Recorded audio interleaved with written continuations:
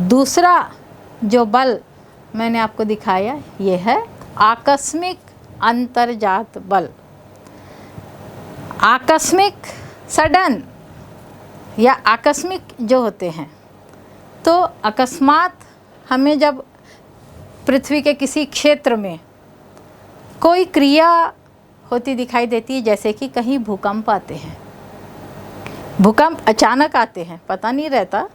हालांकि वर्तमान में जो सिस्मोग्राफी यंत्र है ये भूकंप के आने की सूचना देते हैं, लेकिन कुछ समय पहले ही देते हैं और फिर बहुत जल्दी से किसी क्षेत्र से, किसी केंद्र से एक चतुर्मुखी, यानी भूकंप जो आते हैं वो रेडियल होते हैं, केंद्र से निकल के वो चारों दिशाओं में उसकी वेव्स फैलने लगती है। तो ये किस प्रकार की प्रक्रिया हुई? ये क्षैतिजिक प्रक्रिया हुई, जिसमें किसी केंद्र से चारों दिशाओं में वेव्स फैलती है और पृथ्वी उस क्षेत्र में हिल जाती है। ये अकस्मात होता है और इससे पृथ्वी न केवल हिलती है, उस क्षेत्र में कई प्रकार की उथल पुथल की घटनाएं होती। जैसे मैंने अभी एग्जाम्पल दिया था कि 2004 में जो सुनामी आई थी वो क्यों आई थी? वो भूकंप के कारण आई थी। भूकंप की घटनाएं वैसे तो पृथ्वी पर रोज़ कहीं न कहीं होती रहती है, लेकिन हम उन घटनाओं को कभी कभी देखते हैं, कभी कभी सुनते हैं। उसका कारण क्या है? जब ये घटनाएं मानव जीवन को प्रभावित कर रही है तो ये घटनाएं हमारे लिए महत्वपूर्ण हो जाती है। और जहाँ पर मानव का आवास नहीं है, मानव पर उन घटनाओं का प्रभाव नहीं पड़ रहा है, तो उस क्षेत्र में ये घटनाएं होती रहती है और इसका प्रभाव देखने को नहीं मिलता। दूसरी जो अंतर्जात प्रक्रिया है ये है ज्वालामुखीयता, वॉल्केनिज्म। ज्वालामुखीयता क्या है? ये ज्वालामुखी शब्द, यानी ज्वालामुखी क्या है? ज्वालामुखी पृथ्वी के भीतर से बाहर तक एक नलिका के माध्यम से ये जुड़ा हुआ है और उस नलिका से विभिन्न प्रकार के उद्गार होते रहते हैं। देखिए आप इस चित्र में, ये जो बीच की नलिका है, इस नलिका से भूगर्भ से ये नलिका बाहर तक गई हुई है और इस नलिका के माध्यम से विभिन्न उद्गार, जिसमें गैस है, जलवाष्प है, लावा का प्रवाह होता है, कभी कभी केवल ऐश ज्वालामुखी राख का भी प्रवाह होता है और उसके बाद लावा का प्रवाह होता है और उसका जो रिज़ल्ट होता है वो एक पर्वतनुमा आकृति या पठारनुमा या मैदाननुमा आकृति बन जाती है। तो ये जो आकृति होती है ये ज्वालामुखी से निर्मित आकृति है। ज्वालामुखी क्या है? वह मुख, वह छिद्र जो भीतर से अंदर तक जुड़ा हुआ है, इसको ज्वालामुखी कहते हैं, जहाँ पर क्रेटर का निर्माण हो जाता है। जब उद्गार समाप्त हो जाता है तो वहाँ पर एक बाउल का शेप, एक कटोरे के जैसा एक आकृति बन जाती है, जिसकी दीवारें भीतर की ओर इस प्रकार से ढाल युक्त होती है। नीचे का भाग चौरस होता है क्योंकि वहाँ लावा जो होता है वो जम जाता है और वो एक क्रेटर कहलाता है। कभी कभी इसका आकार बड़ा हो जाता है तो काल्डेरा भी कहते हैं। तो ये वह मुख है और जो क्रिया होती है ज्वालामुखी क्रिया, या इसी को हम ज्वालामुखीयता कहते हैं। तो ये क्षणिक घटनाएं हैं जो किसी किसी क्षेत्र में अचानक होती है और कई क्षेत्र ऐसे हैं जहाँ पर निरंतर ज्वालामुखी के उद्गार होते रहते हैं। कुछ क्षेत्र ऐसे हैं जहाँ पर ज्वालामुखी बहुत लंबे समय तक के बाद अचानक विस्फोटित हो जाते हैं। इसको हम सुसुप्त या प्रसुप्त ज्वालामुखी कहते हैं। जहाँ निरंतर ज्वालामुखी का उद्गार होता है वो क्या है? जागृत ज्वालामुखी। और कुछ ज्वालामुखी ऐसे भी होते हैं जो एक बार उद्गारित हुए हैं और उसके बाद वो एकदम शांत हो गए, उसको हम मृत ज्वालामुखी कहते हैं। ये सभी प्रकार आपने पढ़े हैं। बच्चों, ये ज्वालामुखी से कुछ नए शब्द बने हैं हमारे पृथ्वी के लिए, जैसे जहाँ पर ये जो अपना यहाँ पर देखिए आप भूमध्य सागर, भूमध्य सागर के पास में इसका जो उत्तरी भाग है भूमध्य सागर का, यहाँ पर अधिकांश ज्वालामुखी, एक छोटा सा द्वीप है यहाँ पे सिसिली, इटली के नीचे में, तो इस जगह में हमेशा ज्वालामुखी का उद्गार होते रहता है, निरंतर होते रहता है, और इसलिए इस क्षेत्र को प्रकाश स्तंभ के नाम से जाना जाता है। ये प्रकाश स्तंभ, तो आपको कभी पूछा गया प्रकाश स्तंभ क्या है, तो ये भूमध्य सागर में इटली के दक्षिण में सिसिली द्वीप है, इसे हम प्रकाश स्तंभ कहते हैं, क्योंकि यहाँ पर जागृत ज्वालामुखी निरंतर उद्गारित होते रहते हैं। दूसरा एक जागृत ज्वालामुखी का वृहद क्षेत्र है, ये यहाँ पर आप देखिए प्रशांत महासागर, प्रशांत महासागर के चारों तरफ ज्वालामुखी निरंतर कहीं न कहीं विस्फोटित होते रहते हैं। ये पूरा एक वृत्त जैसा बन जाता है जहाँ पर ज्वालामुखी का निरंतर विस्फोट होता रहता है, और इसीलिए इसे अग्निवृत्त के नाम से जाना जाता है। अग्निवृत्त और प्रकाश स्तंभ, ये दोनों जो शब्द है ये ज्वालामुखी के उद्गार के कारण निर्मित हुए हैं। तो यहाँ पर मैं ये जो दोनों प्रकार के आंतरिक बल है मैंने इसका उल्लेख किया है। आंतरिक बलों के बाद हम देखेंगे बहिर्जात बल। बहिर्जात बल क्या है? पृथ्वी की सतह के बाहर जो बल सक्रिय है, जो बल कार्य कर रहे हैं, इन्हें हम बहिर्जात बल कहते हैं। बहिर्जात बल जो होते हैं ये सूर्य से ऊर्जा प्राप्त करते हैं। दूसरी जो ऊर्जा इनकी प्राप्ति होती है या जो शक्ति इनको मिलती है, ये गुरुत्वाकर्षण की शक्ति इनको मिलती है। वैसे अंतर्जात बल भी गुरुत्वाकर्षण से ही प्रभावित है, क्योंकि पृथ्वी के अंदर से जो भी क्रियाएं हो रही है, चाहे पर्वत बन रहा है, चाहे पठार बन रहा है, ज्वालामुखी उद्गार हो रहा है, तो क्या हो रहा है? ये पृथ्वी के ऊपर हो रहा है, यानी जो पदार्थ बाहर निकलते हैं, उछलते हैं और वापस आके पृथ्वी में चिपक जाते हैं, तो ये पृथ्वी की ओर आकर्षित हो रही है। काहे से हो रहा है? गुरुत्वाकर्षण बल से। ऐसे ही जो बहिर्जात बल है, ये बहिर्जात बल भी गुरुत्वाकर्षण से प्रभावित है। चाहे कितना भी तोड़फोड़ की क्रिया होगी, लेकिन ये धरातल से चिपक कर रहते हैं। और इस प्रकार ये जो बहिर्जात बल है, इसमें ऊर्जा सूर्य से मिल रही है और ये विभिन्न क्रियाओं को ये संपादित करते हैं। बहिर्जात बल की प्रकृति कैसी है? विध्वंसात्मक है, तोड़ फोड़ करती है, और इसलिए हम इसे कहते हैं अनाच्छादन, डेन्यूडेशन। अनाच्छादन, जैसा कि इसका नाम है,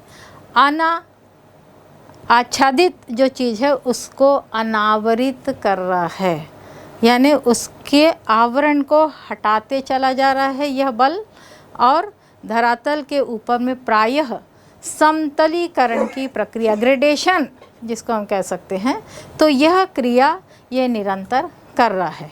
जो ऊंचा भाग है उसको निरंतर तोड़ रहा है, जहाँ पर गड्ढे हैं, खाइयाँ हैं, वहाँ पर ला कर के मलबे को जमा कर देता है। तो इस प्रकार से ये निरंतर समतलीकरण की प्रक्रिया करता है। ये जो अनाच्छादन की प्रक्रिया है, इसे हम विलगावकारी, अलगावकारी प्रक्रिया भी कहते हैं। ये प्रक्रियाएं कैसे संपन्न हो रही है? धक्का दे करके या खिंचाव के माध्यम से, स्ट्रेस होता है, और इस प्रकार से ये प्रक्रियाएं संपन्न होती है। ये जो बल विभिन्न प्रकार के हैं। इन बलों को, जैसे मैंने कहा कि सूर्य से इनको ऊर्जा मिल रही है, इसलिए संपूर्ण पृथ्वी पर ये बल एक जैसे कार्य नहीं करते। इनके कार्य की जो शैली है, जो क्षमता है, यह भिन्न भिन्न है। क्यों भिन्न है? क्योंकि हम देखते हैं कि पृथ्वी पर कई प्रकार के जलवायु प्रदेश, कई जलवायु प्रदेशों में ये बटा हुआ है। पृथ्वी जो है ये बटी हुई विभिन्न जलवायु प्रदेशों में। तो ये विभिन्न प्रकार के जलवायु प्रदेश है। ये जलवायु प्रदेश किस पर आधारित है? सूर्य की किरणों पर, अर्थात तापमान,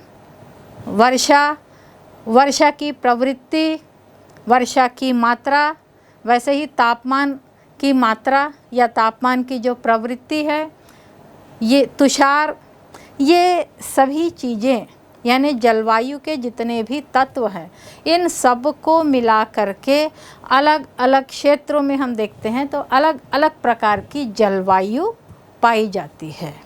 आप कुछ जलवायु कटिबंधों के नाम भी जानते हैं, जैसे उष्णकटिबंधीय जलवायु, समशीतोष्ण कटिबंधीय जलवायु या शीत कटिबंधीय जलवायु। ये जो कटिबंध है, ये जलवायु प्रदेशों में बट रहे। कैसे बट रहे हैं? जैसे जो उष्ण कटिबंध है, कहाँ है? मध्य में है। लगभग भूमध्य रेखा से लगभग 30 अंश तक उष्ण कटिबंध को हमने निश्चित किया है। 30 से 60 अंश उत्तर और दक्षिण, इसको हम क्या कहते हैं? समशीतोष्ण, शीत और उष्ण जहाँ पर लगभग समानता हो इसको समशीतोष्ण जलवायु कहते हैं। और शीत जो 60 अंश से उत्तर ध्रुव की ओर और 60 अंश से दक्षिण ध्रुव की ओर, ये जो कटिबंध है 90 अंश तक, अर्थात ये ध्रुवीय प्रदेश है, ठंडे प्रदेश है। ठंडे क्यों होते हैं? सूर्य की किरणें यहाँ पर तिरछी पड़ती है। उष्ण कटिबंध में सूर्य की किरणें सीधी पड़ती है। तो इसीलिए मैंने बताया कि ताप की जो मात्रा है ये अलग अलग होती है और उसी पर आधारित है वर्षा। वर्षा कितनी होनी चाहिए, वर्षा कब होनी चाहिए, ये कौन निर्धारित कर रहा है? ये सूर्य से संबंधित जो ताप की क्रियाएं हैं ये निर्धारित करती किसी क्षेत्र में वर्षा की मात्रा, वर्षा की प्रवृत्ति, इन दोनों को निर्धारित करती है। तो ये जो जलवायु के कटिबंध है ये चूँकि अलग अलग हैं और इसीलिए जो बाह्य शक्तियाँ हैं, प्रत्येक क्षेत्र में अलग अलग शक्तियाँ कार्य कर रही हैं। जो सामान्य उष्णकटिबंध के क्षेत्र है तो यहाँ पर नदियाँ सक्रिय हो जाती हैं, लेकिन उष्णकटिबंध में ही आप देखते हैं कि जैसे पृथ्वी पर मैदान की यदि हम स्थिति को देखें तो कहीं पर मैदानों में खेती हो रही है, कहीं पर मैदानों में दलदल देखने को मिलती है। कुछ मैदान ऐसे हैं जो शुष्क है, जैसे रेगिस्तान का जो क्षेत्र है ये शुष्क है, पूरी रेती है उसमें। तो ये मैदानों की जो अलग अलग स्थितियां हैं ये क्यों हैं? जलवायु संबंधी दशाओं के कारण। और इसलिए जहाँ पर जलवायु संबंधी दशाएं जिस प्रकार की है उस प्रकार के उस क्षेत्र में जो बाह्य शक्तियां हैं ये कार्य कर रही है और ये शक्तियां कई कारकों के माध्यम से कार्य करती है। ये कारक कौन कौन से हैं? जैसे नदी एक कारक हुआ। दूसरा कारक जो शुष्क क्षेत्रों में ज़्यादा सक्रिय होता है ये है वायु। जो शीत क्षेत्रों में जहाँ पर ठंड अधिक है, जैसे ध्रुवीय प्रदेश है या ऊंचे पर्वतीय प्रदेश है, यहाँ पर शीत अधिक होती है। तो उस क्षेत्र में कौन सी शक्ति कार्य करती है? ग्लेशियर, हिमनद। कहीं पर ऐसा होता है कि भूमि का कुछ हिस्सा जो चूना युक्त भूमि है तो वहाँ पर पानी नीचे चला जाता है और जहाँ तक चूने का क्षेत्र है उस क्षेत्र में वर्षा का जल या उस क्षेत्र में बहने वाला जल जब नीचे चला जाता है तो चूना और पानी के मिश्रण के कारण ज़मीन के भीतर भी वो आकृतियों में परिवर्तन करता है। इसे हम कहते हैं भूमिगत जल। ये भी ज़मीन के भीतर कार्य कर रहा है। और तटीय भागों में समुद्र की लहरें ये काफ़ी सक्रिय होती है और ये सब मिल कर के धरातल को तोड़ने फोड़ने की क्रिया करती है। और ये जो मैंने आपको बताया, नदी, वायु, हिमनद, भूमिगत जल और सागरीय लहरें, ये सब क्या है? ये कारक है, ये बल नहीं है, ये कारक है। और इनको बल कौन प्रदान कर रहा है? सूर्य और गुरुत्वाकर्षण शक्ति। इसके अलावा यदि ऊंचे पर्वत है तो पर्वतों में पाए जाने वाला ढाल, ये जो ढाल है यह भी प्रतिबल के कारण होता है। और इस प्रतिबल के कारण ढाल से बहुत सा पदार्थ फिसलन इसका होता है। ये ढाल का अनुसरण करते हुए सरकते हैं, लेकिन गुरुत्वाकर्षण के कारण ये उछलते नहीं हैं, बल्कि उस ज़मीन पर ही बने रहते हैं। थोड़ा सा उछलेंगे तो वापस ज़मीन में आकर के बन जाते हैं। तो ये जो ढाल के कारण विसर्पण होता है या फिसलन की प्रक्रिया होती है, इस प्रक्रिया से कोणीय संवेग विस्थापित होता है। और ये सभी मिल कर के जो है धरातल के ऊपर में अनाच्छादन करते हैं, धरातल को अनावृत करने का प्रयास करते हैं और उसमें समतलीकरण की प्रक्रिया करते हैं। क्योंकि इन कारकों के कारण हमें क्रियाएं होती दिखाई देती है, लेकिन यहाँ पर ये कारक बल के तहत कार्य कर रहे हैं और ये क्रियाएं संपन्न करते हैं। तो इन क्रियाओं को हम अपर्दन की प्रक्रिया कहते हैं। अनाच्छादन के दो रूप हैं, एक अपर्दन, हम इसको अपर्दन कहते हैं, लेकिन अपर्दन के साथ अपर्दन, परिवहन और निक्षेपण की क्रिया आती है।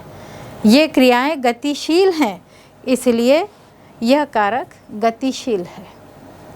दूसरा जो कारक है, यह कारक स्थैतिक है। ये जो है अपने स्थान पर स्थैतिक है, एक स्टैटिक और एक डायनामिक। तो जो दूसरा कारक है जो स्टैटिक है, स्थैतिक है, यह अपक्षय कहलाता है। अपक्षय और अपर्दन ये दोनों संयुक्त रूप से अथवा अलग अलग रूप से ये सक्रिय होते हैं और धरातल पर अनावृत्तीकरण की प्रक्रिया करते हैं। तो इस प्रकार से अपर्दन के तीन रूप, जिसमें अपर्दन यानी तोड़फोड़ करना। अपर्दन कई प्रकार से होता है। जैसे जहाँ पर जल है तो जल की एक सामान्य गति होती है। जल जब प्रवाहित होता है तो अपने प्रवाह के साथ वो उस क्षेत्र में पाए जाने वाली मिट्टी या कंकड़ पत्थर, यदि उसमें ढाल अधिक है तो बड़े बड़े कंकड़ पत्थरों को भी अपने साथ प्रवाहित करता है।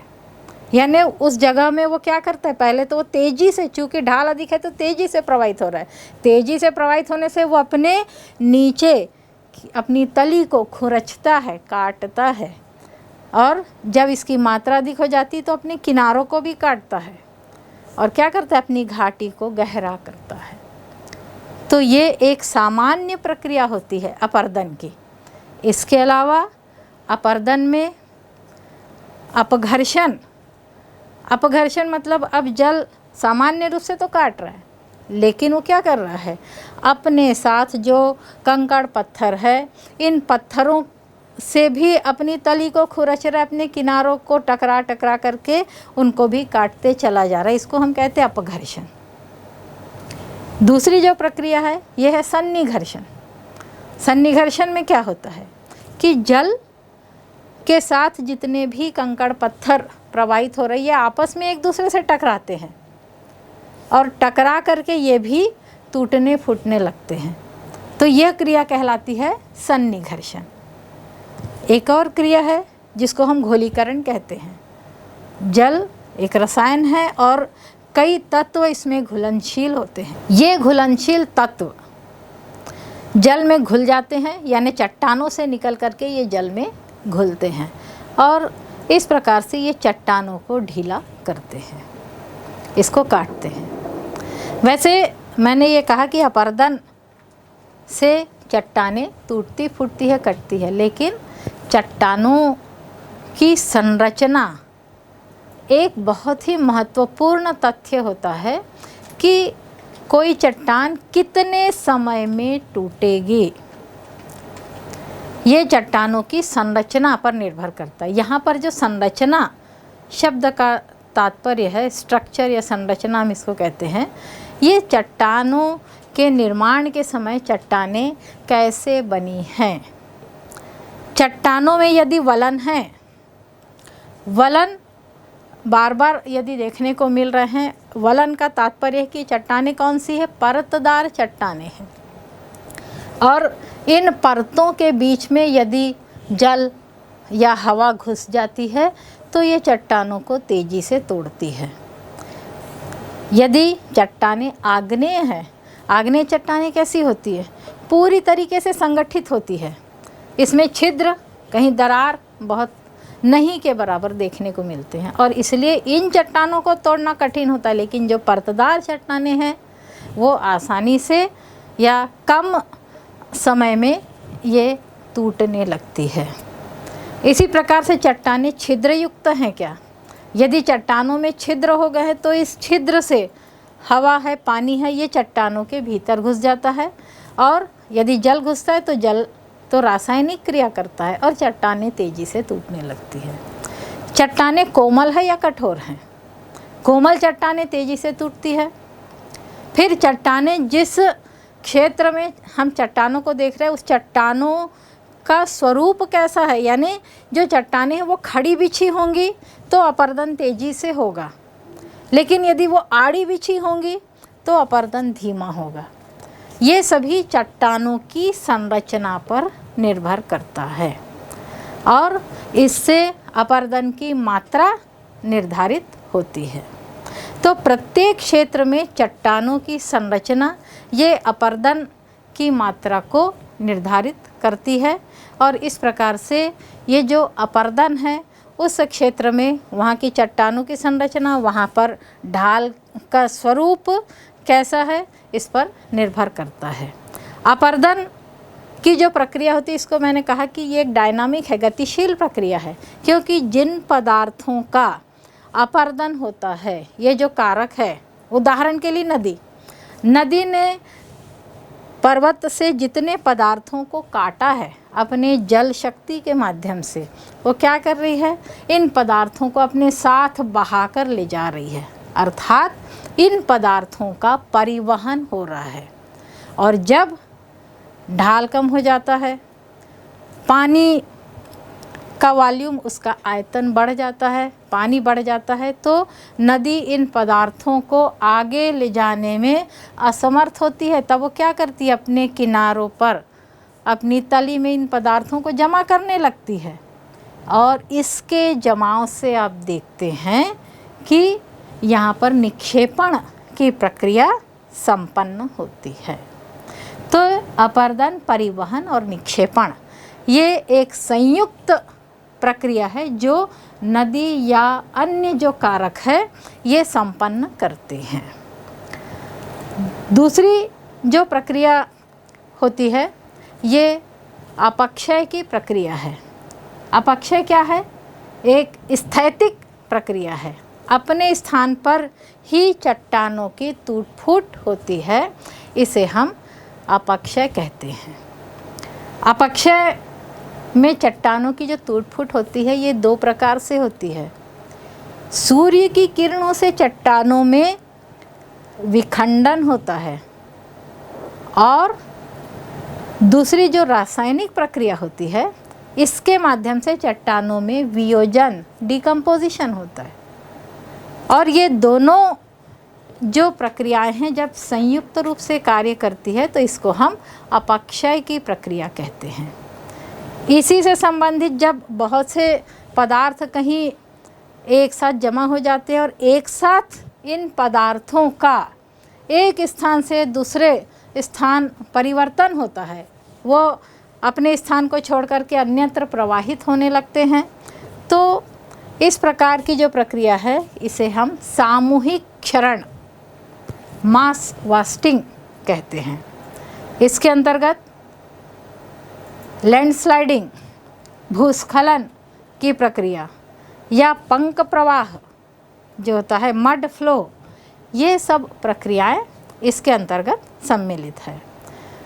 इसी में एवलांश की प्रक्रिया भी होती है।